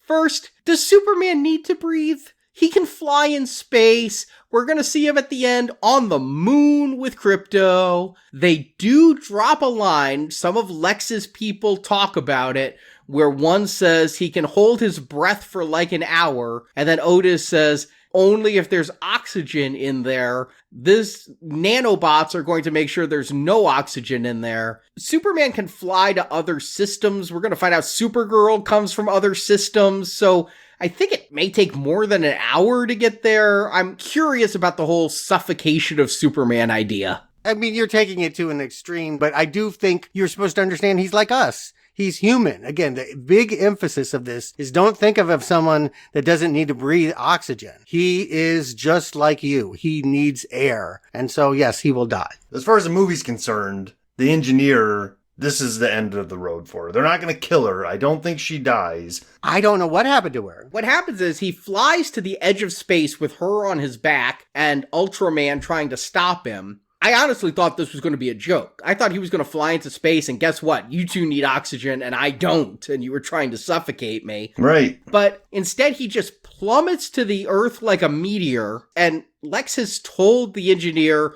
cocoon him in nanobots. And then when Lex sees they're falling, Lex says, he's the only one who's protected. The other 2 of you aren't. And so they hit the earth with a huge impact. And then Lex's drones go in there. And one person in Lex's office goes, she's still alive, her heart is beating, but she's passed out, and we never see her again. Okay, I didn't even hear that. Yeah, I only caught it on the second viewing that somebody said she was still alive, because I'm like, what did happen to her? I think we're supposed to take it that she has to be conscious to control the nanobots. So since she was no longer conscious... Yeah, right. That's how I took it, is that, like, she's not in control, so they can be yanked out of his lungs, and we can have this Ultraman versus Superman fight that they've been building toward. Meanwhile, Nicholas Hoult has seen Superman 4, because if you remember Superman 4, a strand of Superman's hair made Nuclear Man. Well, here, a strand of Superman's hair makes a clone of Superman, who is Ultraman. Oh, I definitely think that was intentional. I think that was him making a joke about James Gunn probably loves Superman 4. You know what I mean? He'd like the weird bad one, right? That's the one that will be his favorite.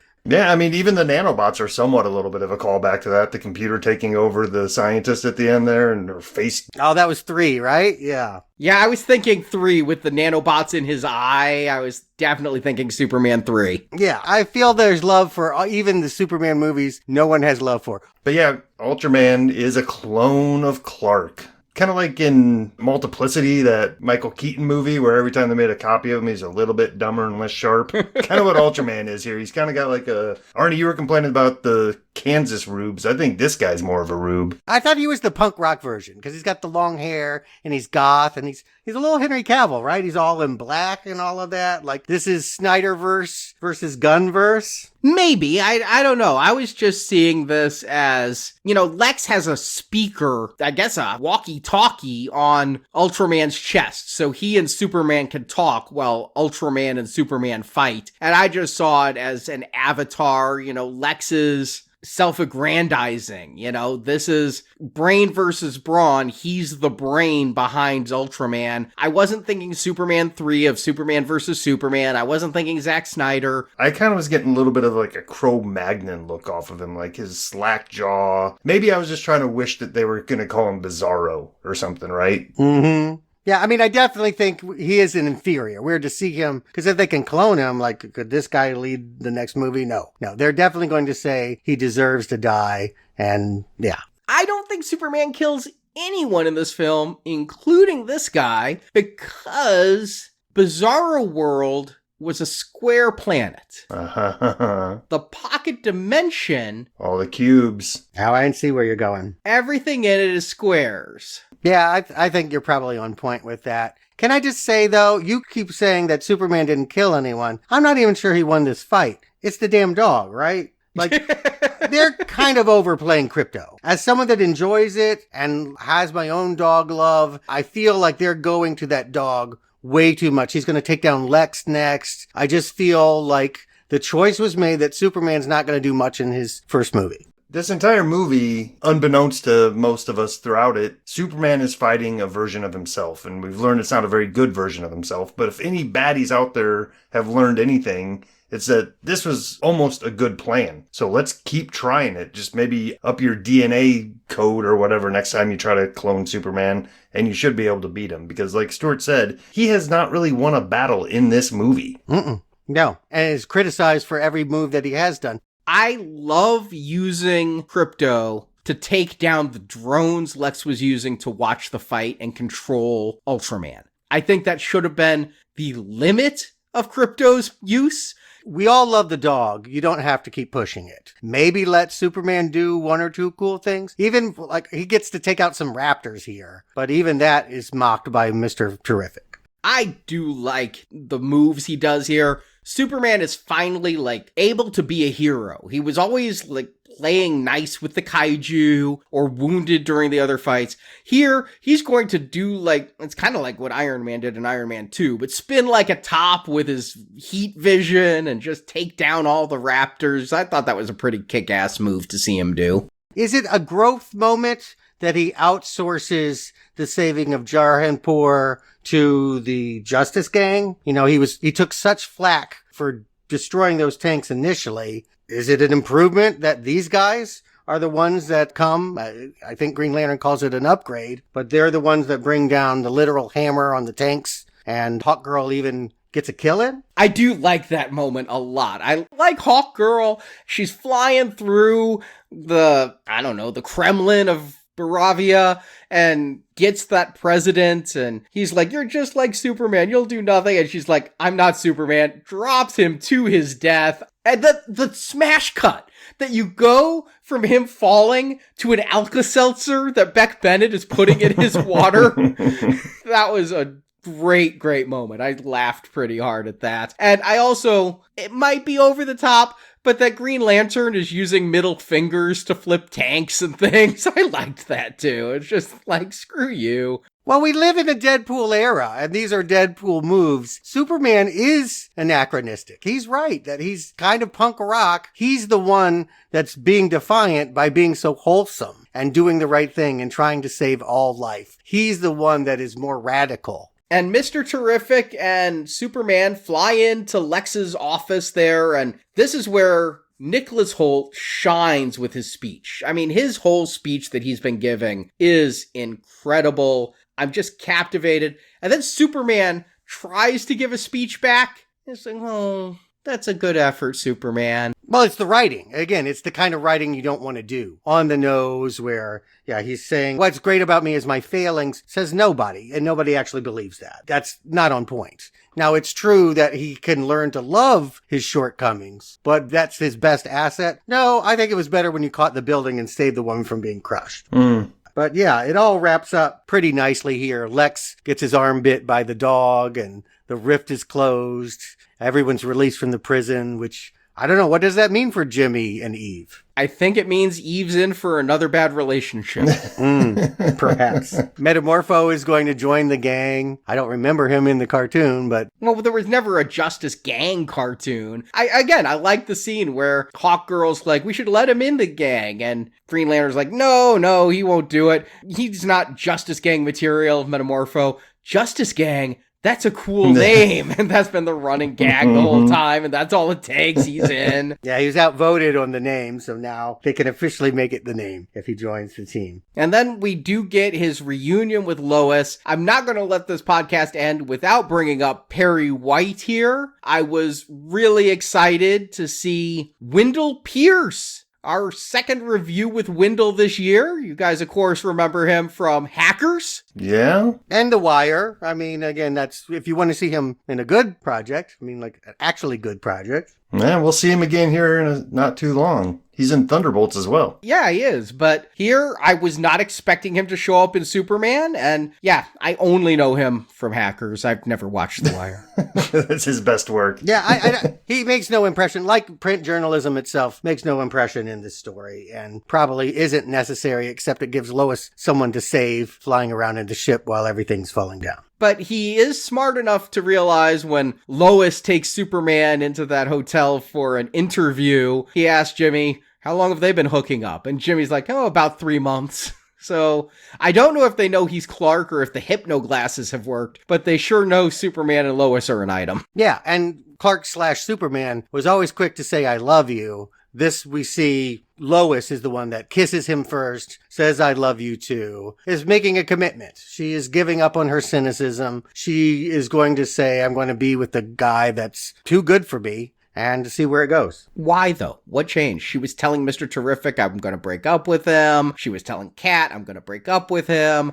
What changed? You can see it over the course of time. Every time he talks about saving the dog because it's lonely, and his parents definitely seeing his room, seeing him with the fake punk band posters up there, all of that. She saw his heart and knew that it was genuine. And a cynic like that, it's hard to believe in genuineness when you're as cynical as we're led to believe that she is. She took that journey with him, saw his roots, and yeah, is willing to take a chance. I just don't see it, and it feels like she's saying it in the moment, but that their relationship is toxic. I didn't get that at all, and I think it's kind of a sweet scene with them kissing and flying up. I mean, it's not Spider-Man upside down, but, you know, they're going for that. It's got a little tinge if you're looking for that. I think this movie could have used a little bit more heart and romance, but it's here in this moment. But how do you feel about Supergirl? We'll find out that the owner of Krypto is stumbling back to the repaired Fortress of Solitude, and apparently is going to get her own movie next. Is that the next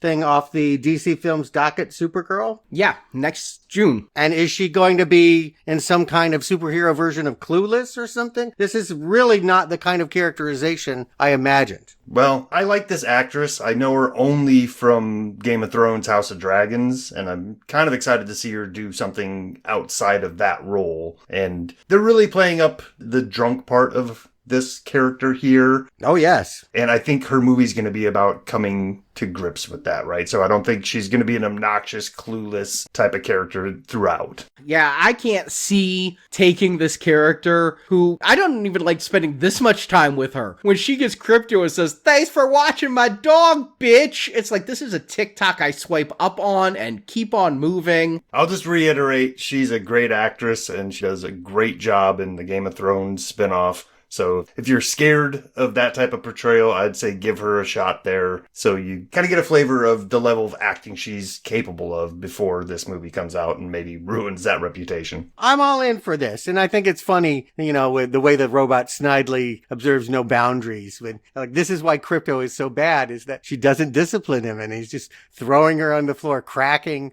the ice on the floor, and she's loving it, you know? If I had emotions, I'd be worried about her substance abuse. Again, this feels different. Whatever you can do, 150 movies in to the superhero genre that feels like something that hasn't been done before, go in that direction. I say bring on Supergirl. It's got to be better than the other Supergirl movie. Could not be worse. So Justin Stewart, do you recommend Superman? Justin. So Superman is like what, the oldest of comic book characters? I mean, he's going on 90 years old. I think 1938 is when Superman first debuted. And the story's been told and retold and told again and then told backwards. So what do I want from a Superman movie? At this point, I don't know. I feel like I've seen the origin story several times. I've seen the end several times. So I kind of come into this a blank slate and said, hey, teach me what you want me to know about this character. And Stuart used the word genuine earlier.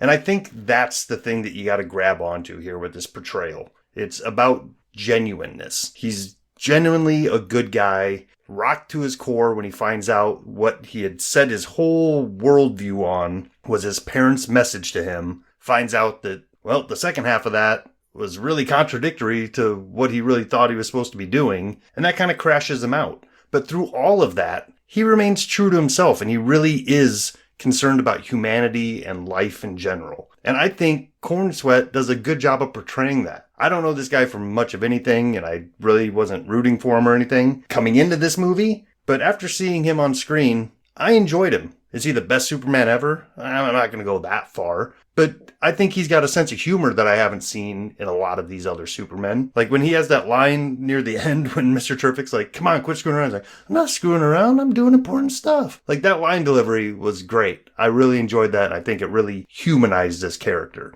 But looking at this movie, it's more than just a Superman movie. It's really our orientation into where the DC universe is about to start going. This is a clean slate, essentially. And on that level, I like the tone of this movie. This is a fun popcorn summer movie. But do I want a whole world built around this? Am I excited for more DC in this era, in this flavor? Not really. But I don't know if that's really me dinging this movie or James Gunn. I think that's my attitude towards DC in general. Ooh. Fight. Well, it's just honest. I feel like DC has tried so many things on the page, in the movies, and they just don't ever feel cohesive enough to be an ongoing series. So for this movie, I'm going to give it a recommend because I enjoy it. I think it's fun. I think it's worth going to the theater to see. But I guess we'll just have to wait for the next one to see how this whole universe starts to outlay. Stuart. First of all, Gunn accomplished what he set out to do. He had to get this universe going. He had to pull it away from the grim visions of Christopher Nolan and Zack Snyder and do something that 2025 audiences are going to feel more in keeping with. And at the same time,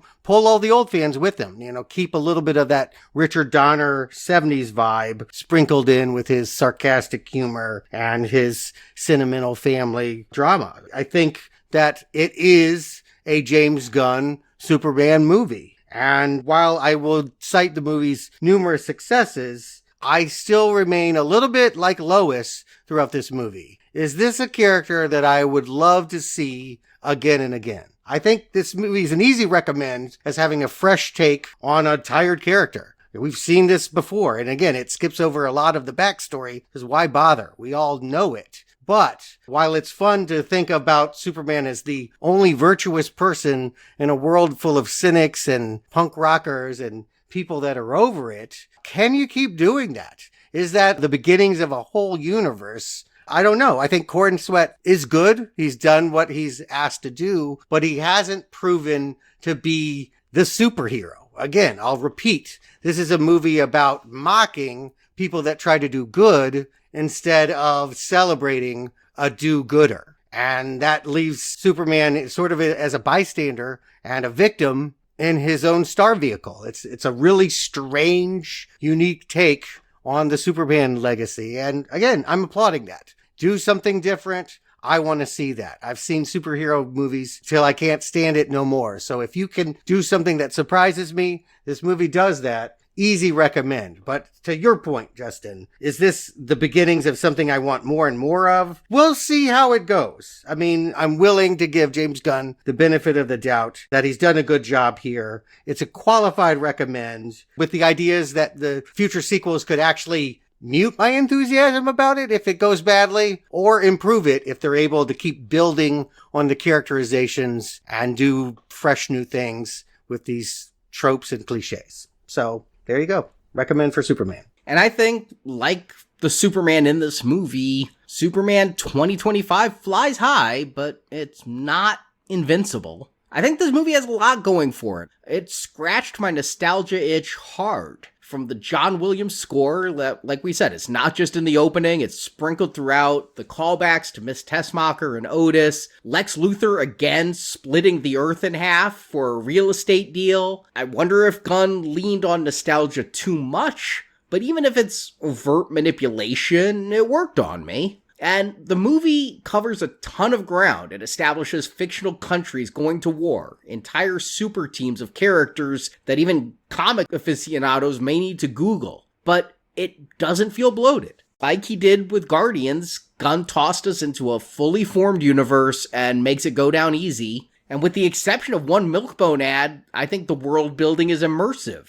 Lord Tech is everywhere, fake baseball teams, fictional cities. Feels completely immersive. And I liked almost all of the characters in here. Metamorpho, Hawkgirl, Guy Gardner's Green Lantern. But yeah, my favorite is Mr. Terrific. I mean, he got so many laughs out of me. His powers were whatever the plot needs, and I didn't care. He can hack dimensional portals only sometimes. Fine, he's just a fun character to watch. But the MVP, the thing that really makes this movie a standout, is Nicholas Hoult. I think he owns this movie. I walked out just so impressed. His Lex Luthor isn't just evil for kicks. He's got a vision, and his goals and his reasoning almost make sense about defending humanity against an alien that is better than they could ever hope to be. He, pro-human. He goes about it through evil ways and very Machiavellian means, but his desire to elevate humanity by tearing down the alien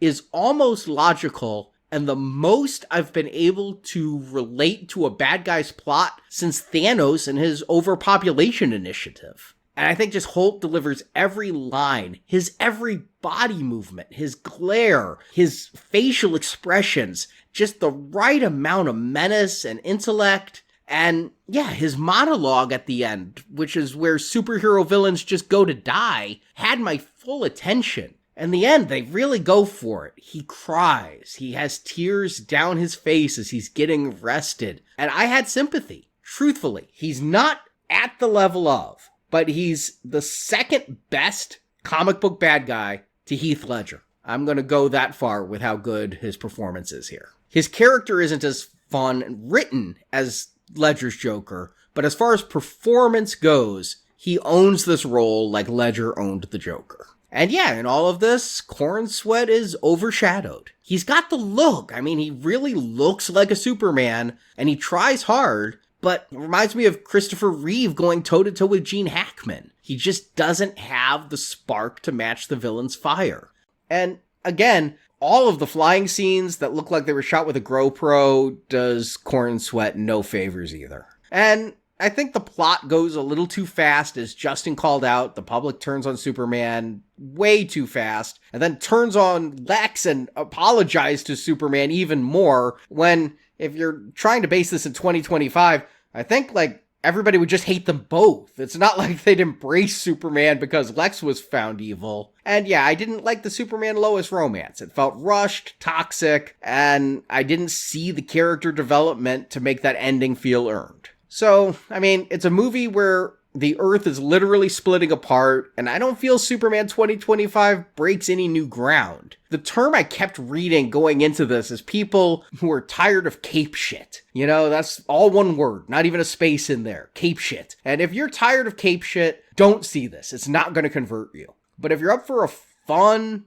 big-hearted adventure that I think sets the table for a better DCU, it gets a solid recommend from me. I did enjoy it. Okay, you got there eventually, but not excited about a Superman 2? I guess that's not even what's coming next. Here's what I would honestly say. Lois, break up with Clark and go date Robert Pattinson. The one that I want to see come back is The Batman. That was so good. I rewatched that one again recently and just thought, man, will we ever get a sequel? Well, that isn't in this universe. That's what James Gunn is labeling Elseworlds. But it underwent some delays, but they announced just a couple weeks ago the script is done, that movie is coming. Oh, good. Gunn is going to do a Batman. Like I said, he was talking about doing the Bat Family movie. It's not going to be that Batman. That's the Elseworlds Batman. Right. Yeah, that wouldn't make any sense. You couldn't imagine Pattinson hanging out with Corn Sweat. It just wouldn't work. Exactly. And that kind of highlights some of my issue with DC, right? Is that I enjoyed that Batman movie. I enjoyed this movie. They can't live in the same universe. So it's causing confusion in the market. We're going to have two Batman here again in a couple of years. Well, hopefully they're both good. I mean, again, this Superman is good enough. I don't know how much stamina he has, how far he'll go, but even Christopher Reeve only made it one movie before it got shit, so...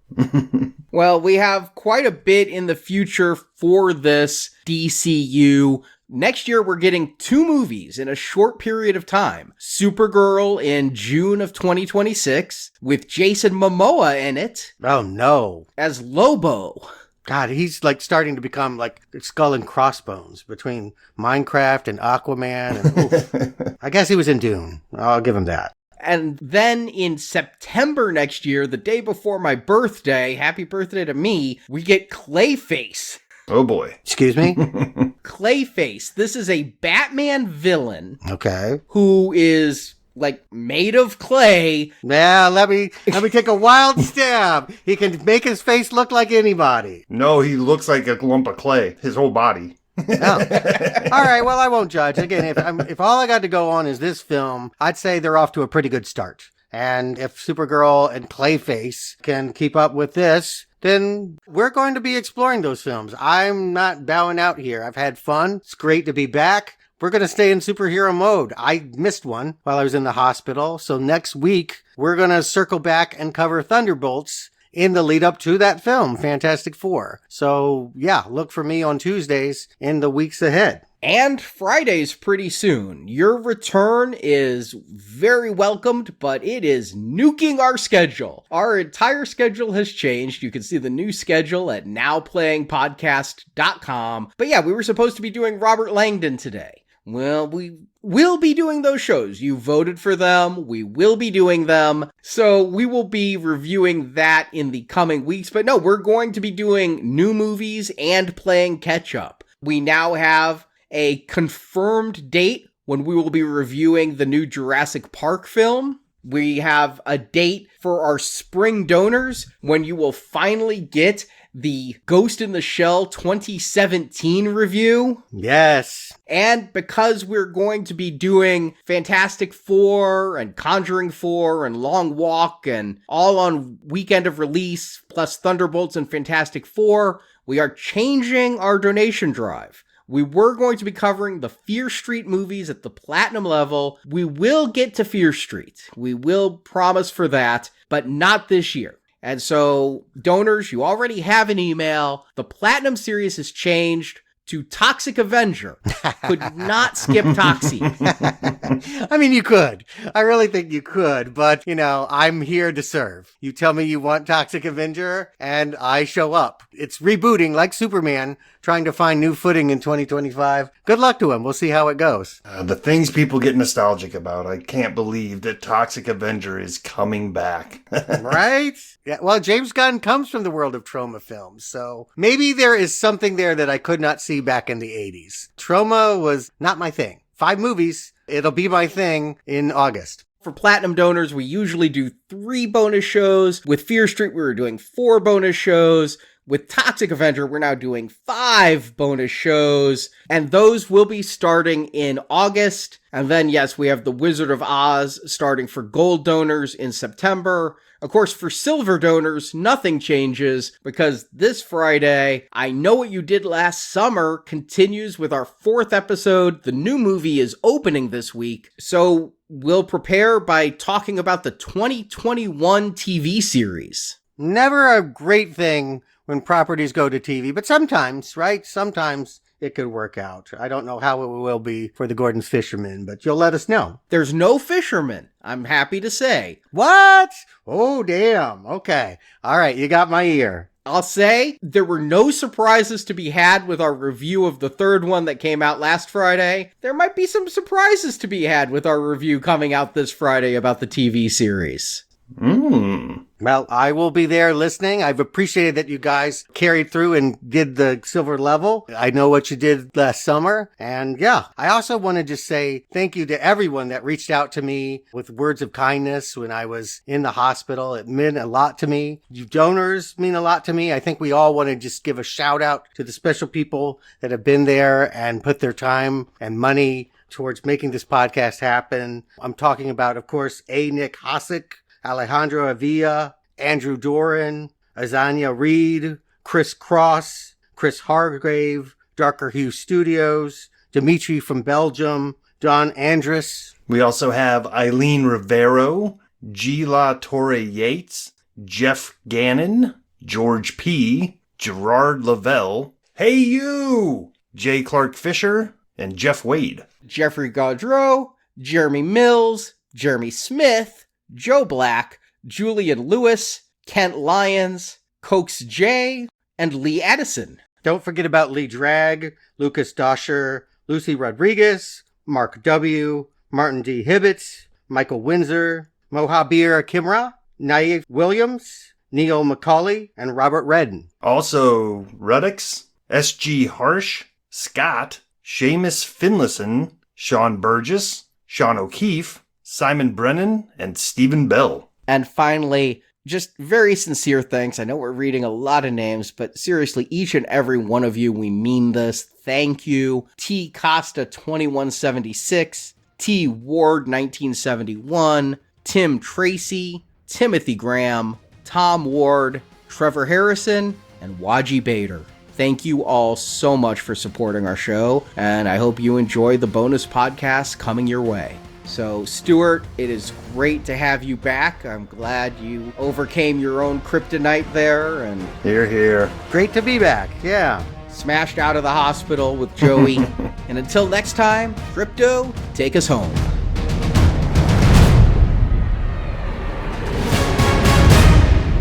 We have no clue what his actual goal was here. I think it's pretty obvious the goal was kicking Superman's ass. Oh, he didn't completely kick Superman's ass. Pretty thoroughly, Clark. Thank you for listening to this Now Playing Podcast movie review. No need to thank us, sir, as we will not appreciate it. We hope you enjoyed the show. I cherish it more than anything. Help us spread the word about this show by leaving a 5-star review on Stitcher, Podbean, iTunes, or your podcast store of choice. With a healthy dose of yellow sun, we'll have you up and at 'em in no time. Want more reviews like this one? In the archives section of NowPlayingPodcast.com, you'll find more than 1,000 in-depth movie reviews from our panel of hosts. What is this? On our site, you can hear reviews for every installment in the world's biggest film franchises, including the Marvel Cinematic Universe, Star Wars, Spider-Man, Batman, X-Men, James Bond, Middle-earth, Jurassic Park, Fast and Furious, and Transformers. How do you even know Superman anyway? I just do. Plus, we have individual movie reviews, such as Titanic, E.T., Inception, Big Hero 6, Ready Player One, Pulp Fiction, Apocalypse Now, Doctor Strangelove, and hundreds more. Krypto. And come back to NowPlayingPodcast.com next Tuesday for another all-new movie review podcast. Now, as planned, I'll destroy you. Support from listeners like you keeps Now Playing Podcast on the air. Knowledge is worth many sacrifices. You can donate directly by tapping the support button at NowPlayingPodcast.com. Recently, you've come under a lot of fire for what some might. It's a lot. And you can join our crowdfunding campaign for early access to new episodes, exclusive reviews, and bonus reviews available for a one-time contribution. That is why I do what I do. Need more Now Playing? Subscribe to our In Focus weekly newsletter for exclusive digital download giveaways, behind-the-scenes insights, and more. Sign up through the subscribe page on our website and get it delivered to your inbox every Friday. And that's my greatest strength. You can also compare notes with us on Letterboxd. Go to letterboxd.com/nowplaying to see what our hosts are watching when we're not recording podcasts. And follow Now Playing on Facebook, Twitter, Instagram, and our YouTube channel. Good luck with that. Now Playing Podcast is produced by Arnie Carvalho. Quit messing around. I'm not messing around. I'm doing important stuff. Associate produced by Jason Latham. Well, I'm not saying who he is, just that he wears hypno glasses. They make his face look different in your brain when he wears them so that you know who he is. Now Playing is edited by Heath and Arnie. We have no consciousness whatsoever, merely automatons here to serve. Now Playing credits read by Brock. I cleaned your boots. I'll go get them for you. The opinions expressed in this podcast are those of the individual hosts and may not reflect the views of Venganza Media Incorporated. Why does he trust everyone? He doesn't. Just us, because we are also of the club. Venganza Media Incorporated is not affiliated with, and this podcast has not been prepared, approved, or licensed by any entity that created the film analyzed herein. We are not flesh and blood and couldn't in our heart of hearts care less whether he lives or dies. All movie clips and music included in this podcast are the intellectual property of their respective copyright holders. They are included here for the purpose of review and no infringement is intended. Yes, I know this. Now Playing Podcast is an exclusive trademark of and may not be used without the express written permission of Venganza Media Incorporated. They chose him. Let them die. Now Playing is a Venganza Media production, copyright 2025, and no part of this show may be reproduced, repurposed, or redistributed without the written permission of Venganza Media Incorporated. All rights reserved. Ow! Ow! Stop it! Stop! Sit! Stay!